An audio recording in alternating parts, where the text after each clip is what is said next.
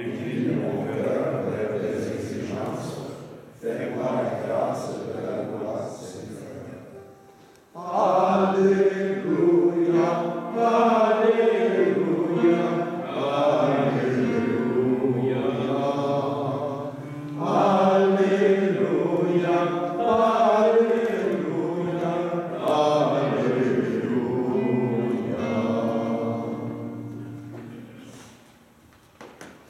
Le Seigneur soit avec vous. Et avec votre esprit. Évangile de Jésus-Christ selon saint Marc. Gloire à toi, Seigneur. En ce temps-là, Jésus se mit de nouveau à enseigner au bord de la mer de Galilée. Une foule très nombreuse se rassembla auprès de lui, si bien qu'il monta dans une barque où il s'assit. Il était sur la mer et toute la foule était près de la mer sur le rivage. Il leur enseignait beaucoup de choses en paraboles et dans son enseignement, il leur disait « Écoutez, voici que le semeur sortit pour semer, comme il semait, du grain est tombé au bord du chemin. Les oiseaux sont venus et ils ont tout mangé. Du grain est tombé aussi sur du sol pierreux, où il n'avait pas beaucoup de terre. Il a levé aussitôt parce que la terre était peu profonde, et lorsque le soleil s'est levé, ce grain a brûlé, et faute de racines, il a séché. Du grain est tombé dans les ronces ont poussé, l'ont étouffé, et il n'a pas donné de fruits. Mais d'autres grains sont tombés dans la bonne terre, ils ont donné du fruit, en poussant et en se développant, et ils ont produit 30, 60, 100 pour un. Et Jésus disait, celui qui a des oreilles pour entendre, qu'il entende.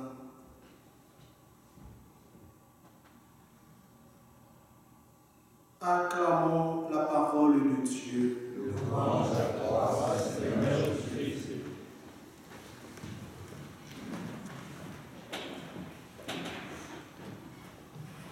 Quelle grâce! Dans quelques instants, la communauté va accueillir deux nouveaux ministres, donc, deux serviteurs qui vont recevoir le lectorat et l'acolita, deux rites distincts mais unis et complémentaires puisque l'un conduit à l'autre. Que sont les ministères du lectorat et de l'acolita? Le lectorat et l'acolita ne sont pas des sacrements. Ce sont deux ministères institués, c'est-à-dire des fonctions particulières conférées par l'évêque ou par son délégué, de manière stable et définitive, à un laïc ou une laïque au service de la parole de Dieu et de l'autel. C'est un service, deux ministères pour le service de la liturgie.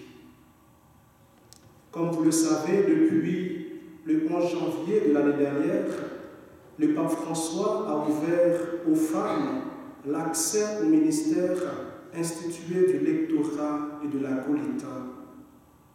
Du coup, le lecteur ou la lectrice proclame la parole de Dieu. Ne lit pas la parole de Dieu, proclame la parole de Dieu, à l'exception de l'Évangile.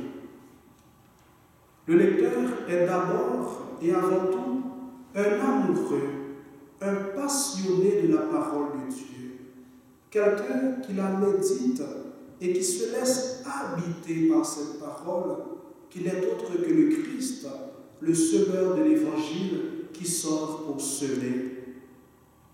Par sa parole semée en nous, Dieu veut faire sa demeure dans nos cœurs, dans nos lieux de vie.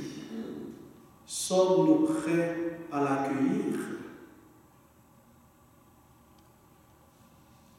Remarquons dans l'Évangile, le semeur sème partout. Je dirais qu'il ne fait pas attention. Plutôt, il ne fait pas de différence. Le grain semé est bon, c'est la parole. C'est le même grain qui tombe au bord du chemin, sur du sol pierreux, dans les ronces et dans la bonne terre. Du coup, la grâce de Dieu n'a pas de limite. Lorsqu'au-dedans de nous grandit l'inépuisable trésor de la parole de Dieu, nous pouvons puiser dans la prière le courage et la joie de communiquer à tous et à toutes cette parole qui remet debout, cette parole qui nous fait vivre. Oui, cette parabole du semeur est une invitation à nous préparer tous les jours pour que toute notre vie devienne de la bonne terre qui donne du fruit, et aussi à aider les autres à devenir de la bonne terre qui donne du fruit. Le fruit de cette parole semée, c'est ce que nous présentons au Seigneur à l'offertoire. Tu es béni, Seigneur Dieu de l'univers, nous avons reçu de ta bonté le pain et le vin que nous te présentons, fruits de la terre et du travail de tes enfants.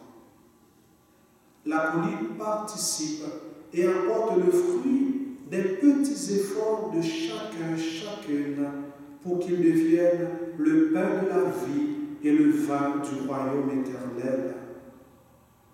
À chaque Eucharistie célébrée, nous célébrons l'extraordinaire de Dieu dans l'ordinaire de notre vie et nous recevons l'essentiel de la foi chrétienne. Cet essentiel n'est autre que le Christ qui se donne en nourriture.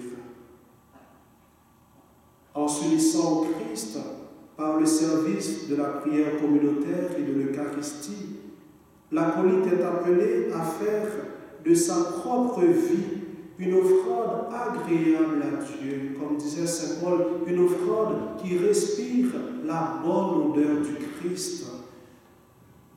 Ainsi, votre mission, frère Gaëtan et frère Gabriel, comme lecteur et lectrice, comme lecteur et acolyte, consiste à demeurer avec le Christ et à lui rendre témoignage auprès des hommes et des femmes de ce monde, auprès de vos confrères. Et votre mission est à semer votre joie de croire, votre foi et votre espérance en Dieu. C'est ce que vous faites déjà, vous avez fait au Rwanda et au Mexique. Oui, les gens n'attendent pas de grands discours. Ils veulent votre expérience, notre expérience avec le Christ. Le pape François disait, les ministres de l'Évangile doivent être des personnes capables de réchauffer les cœurs, des personnes de dialoguer et cheminer avec elles, de descendre dans leur obscurité sans se perdre. Oui, frères et sœurs, faisons de nos communautés des terres, des jardins ouverts, capables d'accueillir tous ceux et celles qui, au bord du chemin, sur du sol pierreux, dans les ronces ou dans la bonne terre, ont faim et soif de Jésus-Christ, qui se donne aujourd'hui dans la parole proclamée et l'Eucharistie célébrée. Que cette grâce nous soit donnée maintenant et pour les siècles des siècles.